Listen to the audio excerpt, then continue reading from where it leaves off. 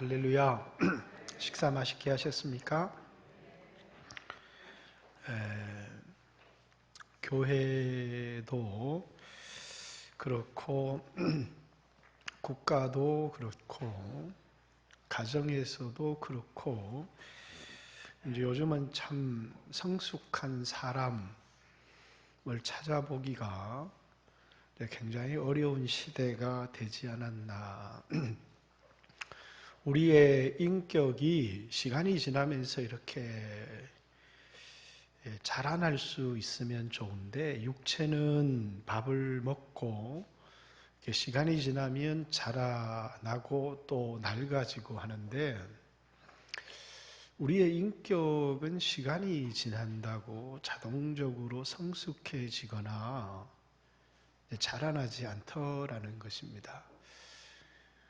그래서 이제 어른이 됐는데, 육체는 이제 아버지가 되고 어머니가 되고 40이 되고 50이 되고 이렇게 분명히 시간이 지났는데 인격은 전혀 자라나지 못하는 이제 그런 사람들을 성인 아이다, 이렇게 이제 이 심리학이나 이런 상담학 같은 데서는 이제 한국의 이게 남성들을 보니까 굉장히 성인 아이가 많더라라는 거죠. 몸은 어른이 됐는데 마음은 전혀 어른이 되지 못한, 이제 성숙하지 못한, 몸은 성장했으나 마음은 인격이 성숙하지 못한, 또는 교회 안에서 영적으로 자라나서 성숙하지 못한 이제 그런 사람들이 많다는 거죠. 그래서 여러분, 이제 어른이 있느냐라는 것은 그 공동체의 건강이 얼마나 건강한 공동체냐를 좌우하는 아주 중요한 기준이 되는 것이죠. 우리 교회에 어른이 있느냐, 그 어른이라고 하는 기준이 도대체 뭐냐? 신앙생활을 오래 했으면 그게 어른이냐?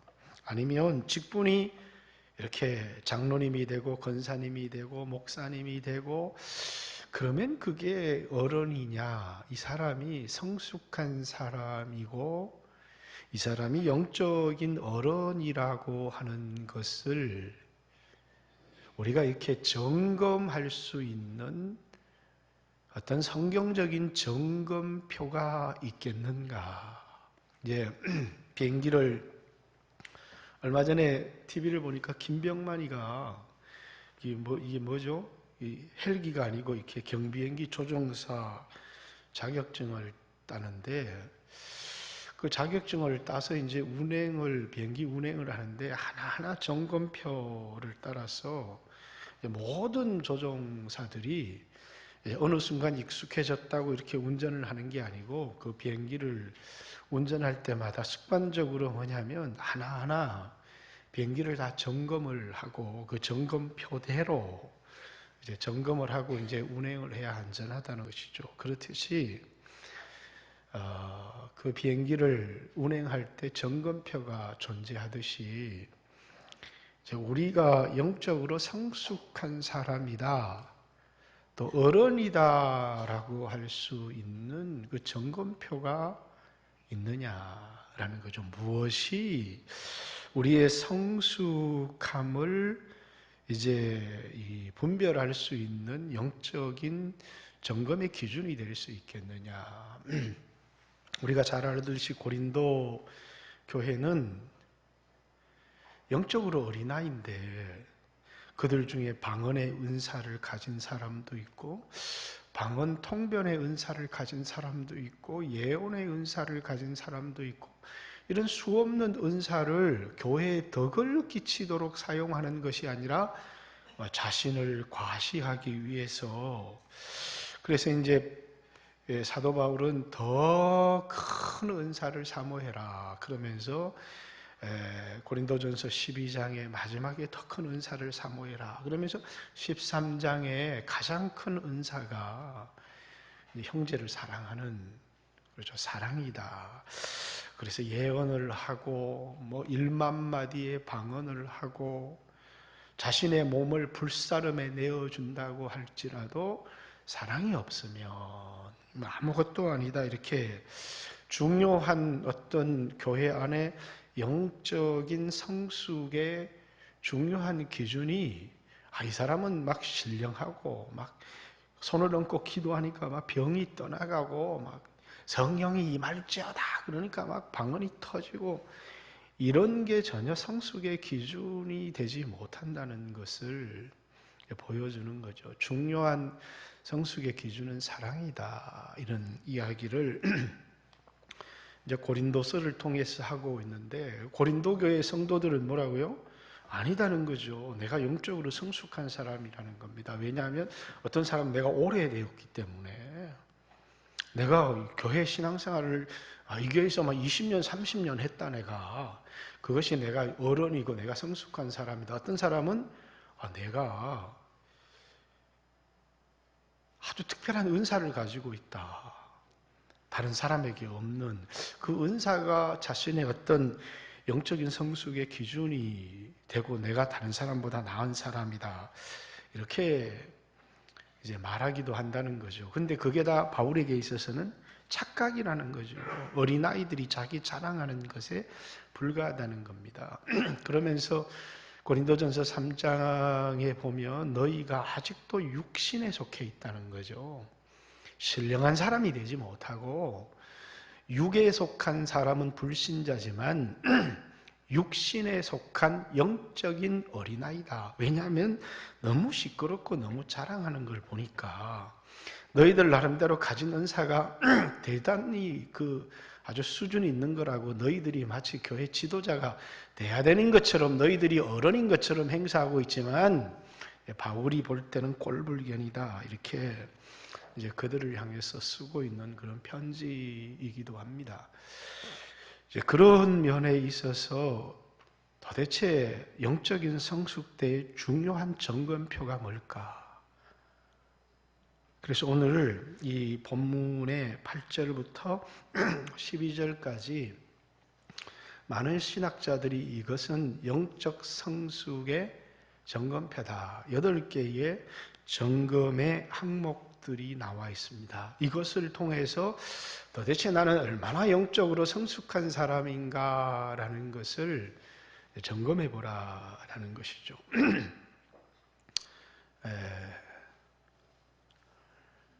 철야 예배 때 이제 빅토 위고르라고 하는 사람의 어떤 글을 잠시 인용한 적이 있습니다. 전쟁 도중에 병사가 이렇게 한 마을을 지나가는데 어떤 여인이 배가 고파서 지쳐서 쓰러져 있는 겁니다. 그래서 병사가 안타까운 마음에 배낭을 열어서 떡 한 덩어리를 그 여인에게 던져 주었습니다. 그랬더니 여인이 눈이 바짝바짝하면서 벌떡 일어나더니 막 어떤 골목으로 달려가는 것입니다. 그러더니 이제 어떤 한 꼬마에게 그 빵을 딱 건너주는 거예요. 그것을 보고 있던 옆에 한 병사가 떡을 준 그 옆에 있던 병사가 저 여자는 배가 고픈 여자가 아니었다. 이렇게 얘기를 하니까 옆에 있던 장교가 저 여자는 어머니였다. 이렇게 여자와 어머니의 차이를 잘 설명해 주는 거죠. 여자는 뭡니까? 약한 존재이지만 어머니는 얼마나 성숙하고 강한가라는 것을 우리에게 보여주는 것입니다.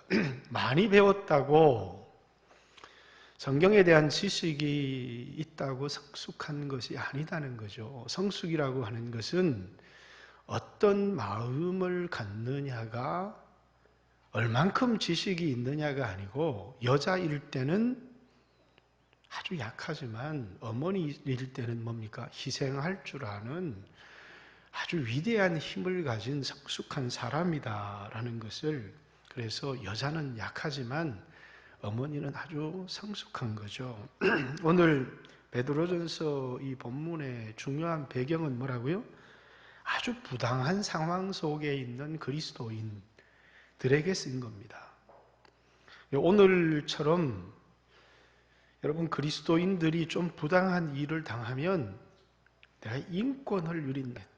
오늘날의 인권이라는 것으로 자신의 권리가 침해당한 것에 대하여서 세상에 반발을 하면서 그러면서 전혀 영적으로 성숙하지 못한, 그래서 이제 베드로전서 2장에는 애매한 고난당하는 종에 대한 이야기, 자기가 섬기는 주인이 아주 성숙한 인격으로 종을 형제처럼 대해주는 그런 주인이면 좋겠지만, 이제 그렇지 못한 주인 밑에서 두들겨 맞으면서 신앙생활을 해야 되는 종이 어떻게 그 주인을 바르게 섬길 것인가?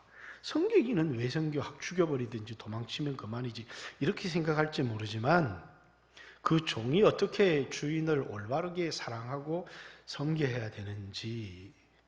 그리고 이제 3장에는 똑같은 부당한 상황이죠.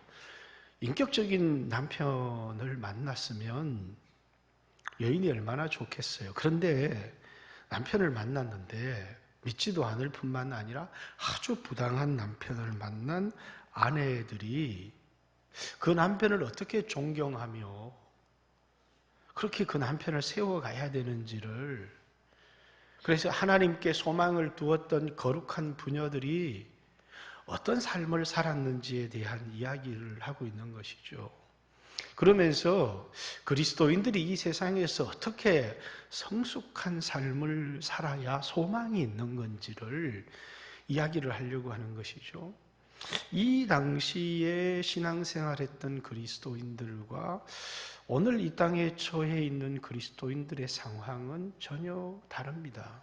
비교를 해보자면 그들은 우리보다 훨씬 열악한 환경 속에서 신앙생활을 했음에도 불구하고 교회는 부흥했고 세상에 엄청난 영향력을 교회는 가지고 있었다는 거예요.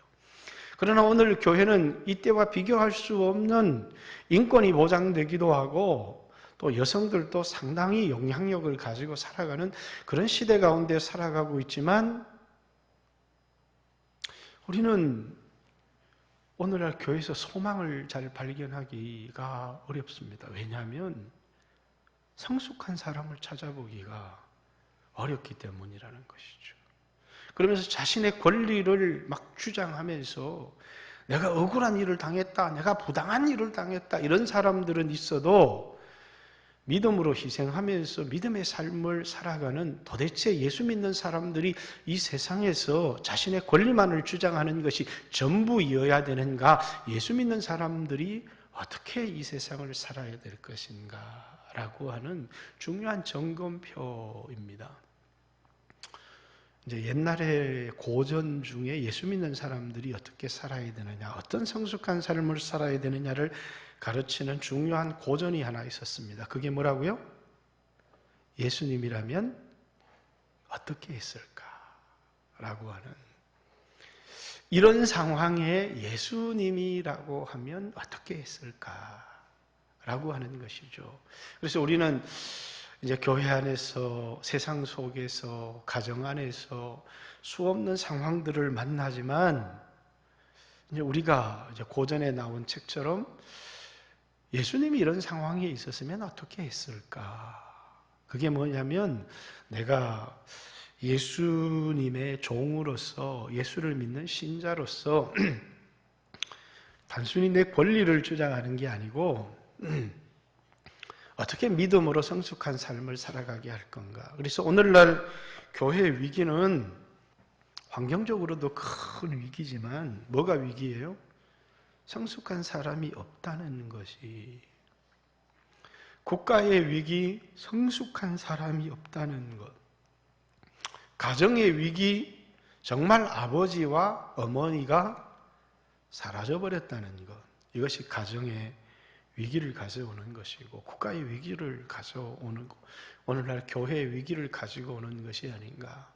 환경도 우리에게 위기를 가지고 오지만 진정으로 성숙한 그런 아버지와 어머니가 없어져 버렸다는 것. 교회 안에 어른이 있다. 그래서 그 교회의 어른을 성경에서 뭐라 부르느냐?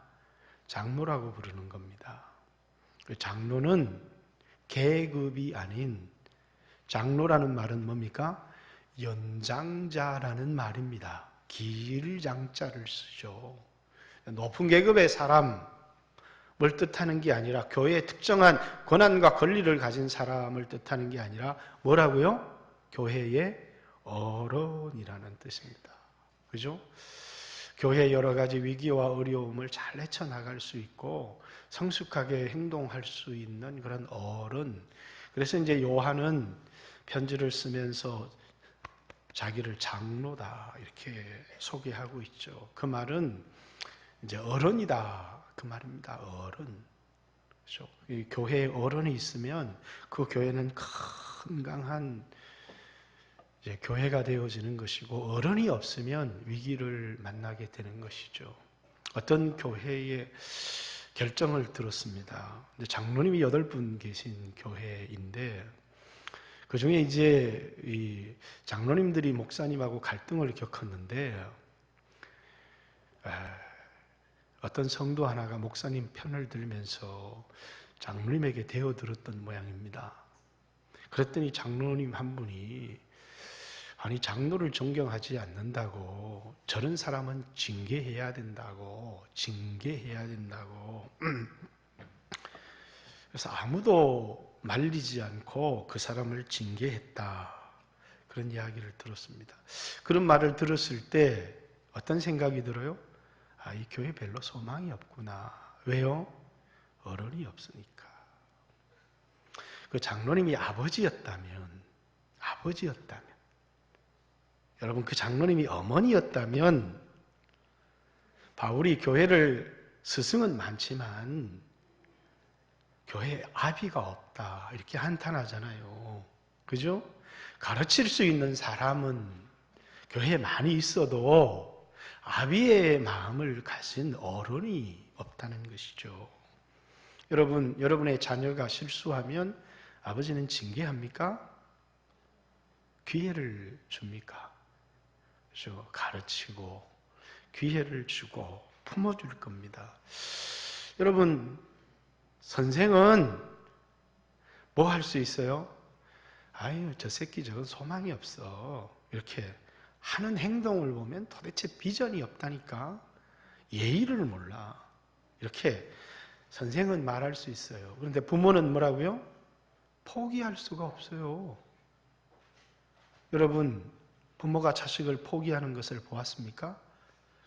부모가 자식을 포기하는 순간에 그 자식을 향한 사랑은 끝이 나는 겁니다. 하나님이 여러분 사랑하시죠? 근데 사랑이 끝이 없습니다. 변함이 없습니다. 그 말이 다른 뜻이 뭔지, 무슨 뜻인지 아시죠? 여러분이 아무리 죄를 짓고 타락을 하고 형편이 없어도 하나님은 아직도 포기하지 않았다는 거예요. 그죠? 사랑은 포기하지 않는 겁니다. 끝까지 아무리 소망이 없어 보여도, 다른 사람들은 다 포기하고 선생은 희망이 없다고 그러는데 부모는 포기할 수가 없는 거예요. 그게 부모고 성숙한 사람이죠. 그렇듯이 자신의 명예에 어떤 조금의 상처를 입혔다고 전 징계를 해야 된다, 물론 엄히 꼬집을 수 있겠죠. 그러나 그것을 심하게 어떤 그 사람을 생각하는 것이 아니라, 내 장로인데 누가 내한테 이렇게 덤벼들었어, 그래서 그것을 징계해야 된다고 하고, 나머지 7분의 장로님이 아무도 그것을 말리지 않았다, 이러면 이 교회에 어른이 있다고 볼 수가 있겠는가라는 거죠.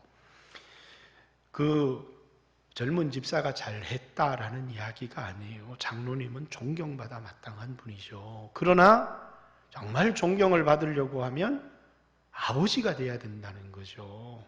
어머니가 돼야 된다는 겁니다. 그게 뭐라고요? 성숙한 사람인데, 오래 신앙생활 했다고 투표를 해서 내가 어떤 특정한 권리를 가진 사람이 되었다고 해서 그것을 통해서 자동적으로 이름은 장로일지 모르지만 삶은 전혀 어른이 되지 못한 그래서 장로가 되라는 것은 권리를 행사하라는 게 아니고 뭐가 되라는 거예요? 어른이 되라는 것이죠. 교회의 권사님이 되라는 것은 뭡니까? 한 여자로 살지 말고 어머니로 살아라는 것이죠. 이제 당신은 어머니입니다 라는 뜻이에요. 이 교회의 어머니입니다. 그래서 마치 어미가 연약한 자식을 보고 기도하듯이 당신이 돈이 많아서 교회 가난하고 힘든 사람을 다 돕지는 못할지 모르지만 그러나 연약한 청년들을 보고도 또 정말 지쳐 쓸어가는 사람들을 보고도 내 셀 식구 아닌데 뭐 이렇게 말할 것이 아니고 뭐라는 거예요? 어머니라는 겁니다. 아파하며 기도할 수 있는 영적인 성숙한 사람이 돼야 된다는 것이죠. 그런데 오늘날 교회 직분은 너무 많아요. 왜냐하면 사람들마다 이 어떤 직분을 갖기를 원하기 때문에 교회 장로의 직도, 권사의 직도, 뭐 다른 교회 보면 또 다른 여러 직들이 많이 있어요. 그러나 문제는 이 많은 직이 문제가 아니고 진정한 성숙한 사람을 찾아보기 어렵다는 것이죠. 국가에 이제 국회의원 공천을 앞두고 있는데 보면 이 사람들의 말은 나라를 위해서 이렇게 얘기를 하는데 전부 다 자기 모든 대의 명분은 정말 국가를 위한 것이 아니라 오직 자기 국회의원의 자리 하나만을 생각하는 것을 볼 때 대한민국 국민이 정말 불쌍하다 이런 생각이 들 때가 많이 있습니다. 왜냐하면 어른이 없기 때문이죠. 어른이 없다. 그것은 국가의 큰 위기이기도 하고 여러분 가정에서도 그렇죠. 좋은 어머니, 좋은 아버지가 있다면 그 가정은 성숙할 것입니다. 왜? 견디어낼 줄을 알거든요. 그죠? 이렇게 못난 자식도 견디어낼 줄을 알거든요. 신중하게 생각하거든요. 부모는 자녀를 징계하고 또 자녀를 인도할 때 순간 자신의 감정도 있지만 혹시 내가 내 자녀의 마음을 아프게 할까?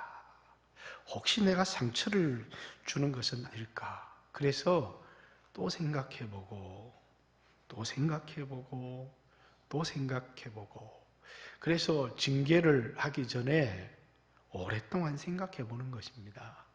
왜? 중요한 것은 그냥 내 기분을 푸는 게 아니고 내 자식을 살려야 되기 때문이고 바르게 인도해야 되기 때문이고 나보다 내 감정보다 더 사랑하는 게 내 가정이고 내 자녀들이기 때문에 그렇기 때문에 뭐예요? 아버지는 힘들어하고 어머니는 고통스러워하고 하는 것입니다. 왜? 우리는 아버지이기 때문이죠. 어머니이기 때문입니다. 근데 교회도 그렇게 생각하느냐라는 것이죠. 교회에 와서는 내가 아버지라는 것을 잊어버려요. 사람이 달라진 게 하나도 없어요. 여러분 성숙한 사람은 어느 날 막 훈련을 막 많이 받아서 어느 날 갑자기 성숙한 사람이 되는 게 아니고 성숙한 사람은요 딱 정체성이 바뀌면 성숙한 사람이 되는 거예요. 내가 뭐에서요? 내가 여자에서 어머니가 되는 순간에 그 사람은 성숙한 것이 되는 거예요. 결혼하기 전에 우린 여자로 살았습니다. 결혼을 해서 애를 낳아요. 그 순간에 책임감이 생기는 것이고 희생정신이 생기는 것이고 내 마음속에 뭐라고요? 나는 이제 내 마음대로 살 수가 없어. 이 아이들을 버리고 자유롭게 살고 싶지만 그럼 나 이제 어머니야 라고 하는 깊은 책임감, 그것 때문에 자기의 자유도 절제하고 자신의 기분도 자신의 희생을 감수하면서 이제는 여자로서의 일생을 살아가는 게 아니라 어머니로서의 일생을 살아가는 것이죠. 우리는 그 여자를 보고 어머니다, 성숙한 사람이 되었다 이렇게 얘기를 하는 겁니다. 여러분들이 교회 안에서 신앙생활을 하면서 뭡니까? 어느 날 갑자기 내가 인격이 확 바뀌느냐? 그렇지 않아요. 뭐가 바뀌면서요? 정체성이 바뀌면서 나 아버지야. 그 아버지는 자기를 생각하며 살아가는 게 아니에요. 자식을 생각하면서 살아가는 것이죠. 거기에 대한 책임감. 또 그 자식이 못되고 잘못되면 뭐예요? 그냥 돌아서면 잊어버릴 수 있으면 그건 아버지가 아니에요. 밤을 새워 기도하기도 하고 아파하기도 하고 그러면서 뭐가 되는 거예요? 이제 아버지가 되는 것이죠. 그러면서 여기 점검표 하나하나를 한번 읽어봤으면 좋겠어요. 하나하나를 다 강해하는 데는 시간이 많이 걸릴 것 같아요. 8절에 마지막으로 말하노니 너희가 마음을 같이 하여. 이 굉장히 중요한 항목 중에 하나죠. 연합이라고 하는 겁니다. 마음을 같이 해야 된다. 근데 이제 교회 안에서 마음을 같이 하지 못하는 사람들이 많거든요. 이 하나됨이라고 하는 것입니다. 하나됨. 그 하나됨이 우리의 어떤 정치적인 목적이나 아니면 어떤 이익을 위하여 하나 되는 것이 아니라 예수 그리스도를 머리로 해서 하나됨을 추구할 줄 아는, 자기 자신을 위해서가 아니라 예수의 이름을 위해서 연합할 줄 아는. 근데 교회 안에 이 연합만 잘 이루어지면 모든 게 참 좋은데 셀도 청년회도 학생회도 뭐라고요? 기본적으로 연합할 줄을 모르면 성숙이 안 돼요. 연합은 자기를 내려놓는, 내가 거기에서 좀 내가 인정을 받고 내가 즐겁고 이러면 연합할 줄 아는 게 아니라 때때로 소외되기도 하고 인정받지 못하기도 하고 그러지만 이 사람이 참 주님을 사랑하는 사람이구나, 이 사람이 참 희생할 줄 아는 사람이구나, 연합할 줄 아는 사람이구나. 그 영적인 성숙의 중요한 지표가 되어진다는 것이죠. 동정하며 이렇게 있습니다. 여기 동정이라는 번역은 영어 단어에 그대로 번역했지만 동정이라는 영어에서는 똑같이 표현을 하지만 공감입니다. 뒤에 불쌍히 여기며라고 하는 똑같은 단어가 또 나와 있죠. 그래서 여기 동정은 우리의 의미는 이제 공감할 줄 아는, 그죠? 오늘날 우리에게 참 중요한 게 이 공감의 능력인 것 같아요. 다른 사람의 이야기를 들으면서 함께 기뻐해 줄 줄 알고 함께 울어줄 줄 아는 이런 공감의 능력. 저는 여러분들이 이 세상을 살아가면서 누군가 여러분을 공감해 주잖아요. 그 사람은 굉장히 힘을 얻어요. 사람을 얻을 수 있고. 그리고 그 사람, 공감해 주는 사람에게 가서 자신을 털어놓고 싶어 하죠. 왜냐하면 나와 같은 처지에서 생각해 줄 줄 알기 때문에. 그냥 충분히 공감합니다. 그리고 나서 나라면 이렇게 했을 것 같아. 이게 가장 중요한 상담이죠. 공감해 주지 않고 가르치려고 하는 사람의 말을 절대로 듣지 않습니다. 함께 아파해 주고 함께 울어 주고 공감해 주고. 많이 힘들지. 그렇지만 내가 이 처지에 처했으면 이렇게 살 것 같아. 이러면서 다른 사람을 인도해 줄 수 있는 사람. 그래서 여러분, 이 공감해 주는 것은 단순히 정서적인 것일지는 모르겠지만, 이제 성경에서 영적인 성숙의 중요한 항목 중에 하나가 뭐라고요? 공감할 수 있는 능력이라는 것입니다. 교회 지도자들은 연약한 자들과 함께 울고 함께 기뻐하고 이렇게 공감하는 능력이 굉장히 중요하고, 그리고 그 공감 속에서 뭡니까? 다른 사람을 바르게 이끌어주고 인도해 줄 수 있는, 그래서 이게 동정하며라는 것은 공감하라는 것입니다. 형제를 사랑하며. 그렇습니다. 우리 오늘 오전 예배를 통해서도 나눴지만 이제 그리스도 예수 안에서 우리가 한 형제가 되었고 그 형제를 사랑할 줄 아는, 여기서 물론 사랑할 만한 가치가 있다거나 또 사랑할 만하다거나 나에게 이익이 된다거나 이런 것을 사랑하는 것은 세상 사람들도 다 사랑할 줄 알아요. 근데 뭐라고요? 전혀 나를 존경해 주지도 않고 나를 따르지도 않고 그럼에도 불구하고 사랑할 줄 아는. 그래서 여기 배경 속에는 나를 따라주거나 나를 인정해 주거나 내가 사랑해서 가까이에서 내게 이득이 되는 사람은 누구나 다 사랑할 수 있잖아요. 이 사랑이 어렵습니까? 그러나 그렇지 않는 사람을 사랑하는 것을 얘기하죠. 또 불쌍히 여기며 이렇게 불쌍히 여겨주시. 여러분이 항목 하나하나 보니까 하나도 나한테 득되는 게 없어요. 이 세상의 사람들은, 오늘날 사람들은 뭡니까? 오늘날 이 세상에서 만약에 내가 손해를 보고 자기 권리를 주장하지 못하고 살아간다면 여러분들은 뭡니까? 세상에서 바보라는 소리를 듣게 될 겁니다. 근데 그리스도인들은 이 세상에서 때때로 뭡니까? 예수님 때문에, 만약에 오늘날 이 세상에 예수님이 한복판에 와서 살아가신다. 그러면 여러분 예수님이 존경받을 것 같아요? 바보 취급당할 것 같아요? 바보죠, 오늘날 이 세상에서. 왜? 세상이 너무 이상해졌기 때문입니다. 자신의 권리를 주장하고, 그리고 절대 손해보지 않는 사람이 똑똑한 사람이고 지혜로운 사람으로 평가받는 시대에 우리는 손해보면서 바보처럼 살아야 되는. 그럼 그게 나는 그런 예수라면 안 믿겠다 이렇게 생각할지 모르지만 사람들은 그를 지켜보면서 왜 저 사람은 왜 저렇게 살아갈까?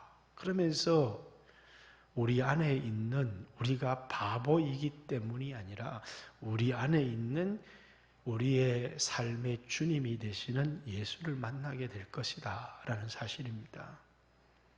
왜 아내가 저렇게 바보처럼 살아야 되지?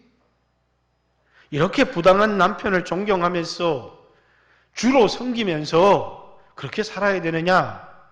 그 아내의 말 때문이 아니라 그 아내의 행위를 보고 남편이 구원을 얻고 감동을 얻게 하기 위해서입니다. 이렇게 성경은 얘기합니다. 깨닫지 못하는 사람들이 있을 수 있지만, 그러나 내가 행해야 될 것은, 제가 빌리그람 아내 얘기를 했죠. 내가 해야 될 것은 남편을 존경하는 것이고 남편을 선하게 바꾸는 것은 내 일이 아니고 그건 하나님의 일입니다. 여러분 이 말을 꼭 기억하세요. 내가 남편을 바꾸는 것 아닙니다. 내가 아내를 바꾸는 것 아닙니다. 내가 자식을 바꾸는 게 아닙니다. 내가 해야 되는 건 사랑하고 존경하는 것이죠. 그런데 그것을 바꾸시는 분은 하나님이시다. 이렇게 이야기를 한 것입니다.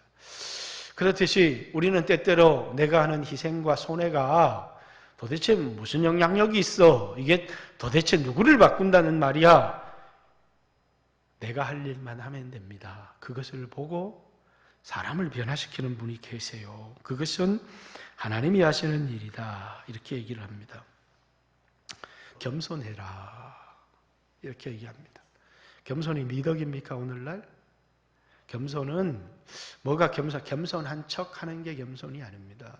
오늘날처럼 자신을 광고하고 자신을 높이고 이건 겸손이 아닙니다.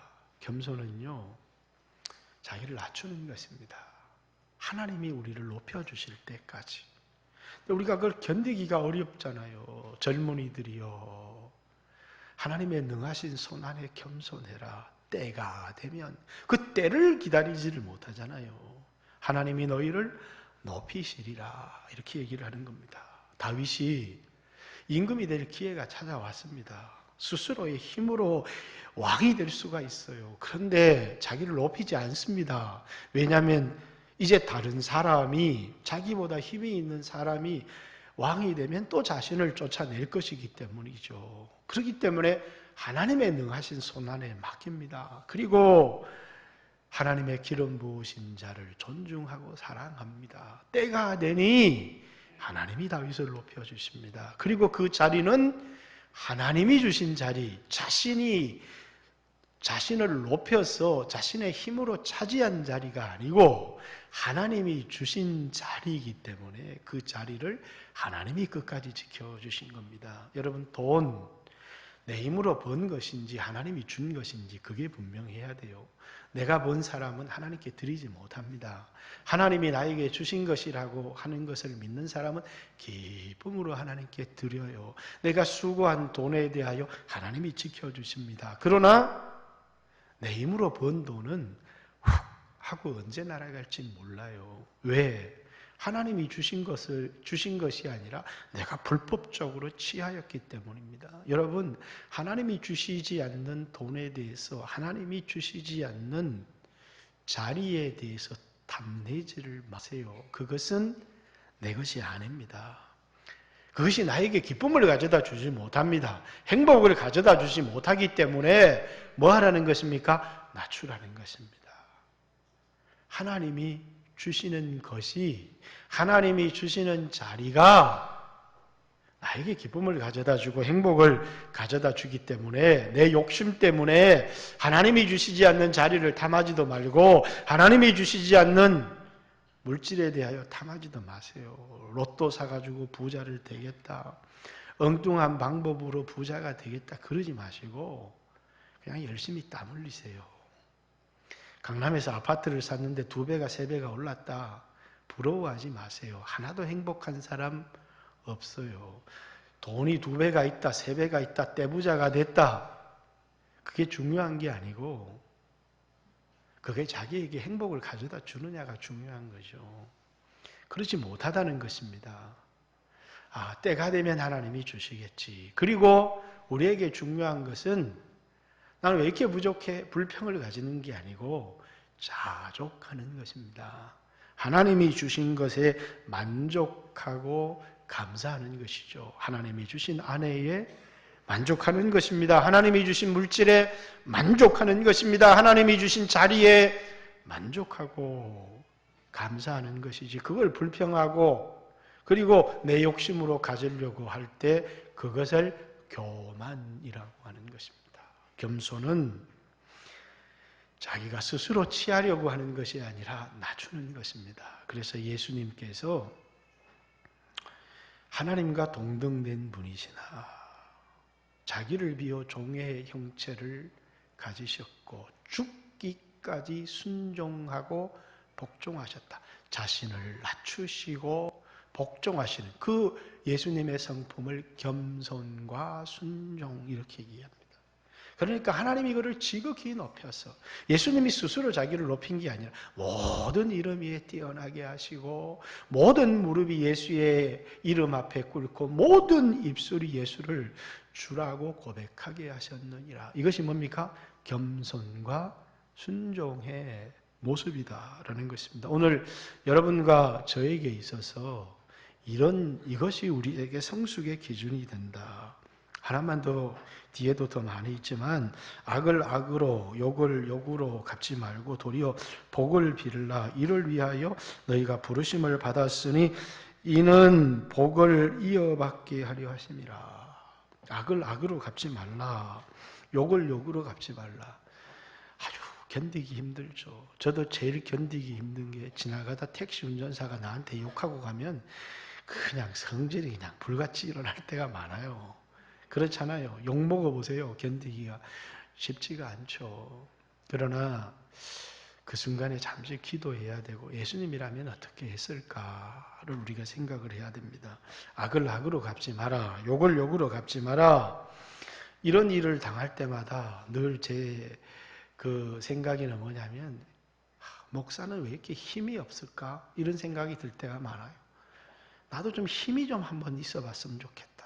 그래 가서 내가 누군데 이런 말도 나도 한번 해보고 있었으면 좋겠는데 도통 그런 말을 할 힘이 없어요. 왜냐하면 만약에 이런 마음을 가진 나에게 하나님이 칼자루를 주었다 그러면 여러 죽이지 않았겠어요. 내 마음에 안 드는 놈 여러 죽였을 텐데 마음속으로 복수를 할 때도 많습니다. 뭐라고요? 머리에 총이라도 한번 쏴버렸으면 좋겠다. 이런 생각이 들 때가 우리 마음속에 얼마나 많아요. 저만 그렇습니까? 근데 참 하나님이 힘을 안 주신 게 은혜죠. 그죠? 힘이 있었다면 아마 그 순간에 우리는 교만해지고 어떻게 행동했을지 모르겠어요. 그런데 예수님은 힘을 갖고 계셨던 분이라는 거예요. 그런데 예수님은 그렇게 살지를 않으셨어요. 자기를 잡으러 이렇게 검을 가지고 오는데 베드로에게 검을 꽂으라. 내가 12영, 하늘에 12사단도 동원할 수 있는데 하나님은 힘이 없었기 때문에 그런 것이 아니라 아버지의 뜻이라는 것을 알았다는 것이죠. 오늘 여러분과 저는 그렇게 살 수 있겠습니까? 수없이 죽어야 가능할 겁니다. 십자가를 지고 또 죽고 또 죽고 또 죽고. 하나님이 이것을 위하여 우리를 부르셨다. 부르신 목적을 이렇게 얘기하는 겁니다. 그 말은 뭡니까? 존경받도록 부르신 것이 아니라 욕을 먹도록, 아픔을 당하도록 부름을 받았지만, 그러나 그것을 욕으로 갚아주고 악으로 갚아주는 것이 아니라 복을 빌도록, 그 목적으로 하나님이 여러분과 저를 부르셨다, 이렇게 얘기합니다. 뒤에 다른 말씀들이 더 많이 나와 있지만 이미 시간이 많이 지났기 때문에 오늘 우리는 성숙한가, 우리 자신을 한번 돌아보았으면 좋겠습니다. 나는 정말 어른인가? 아니면 늘 교회에서 불평하고 원망하고 저 사람 때문에 엄마는 품는 사람입니다. 영적으로 성숙한 사람이 되어질 수 있도록 하나님 앞에 한번 기도하고, 우리 교회도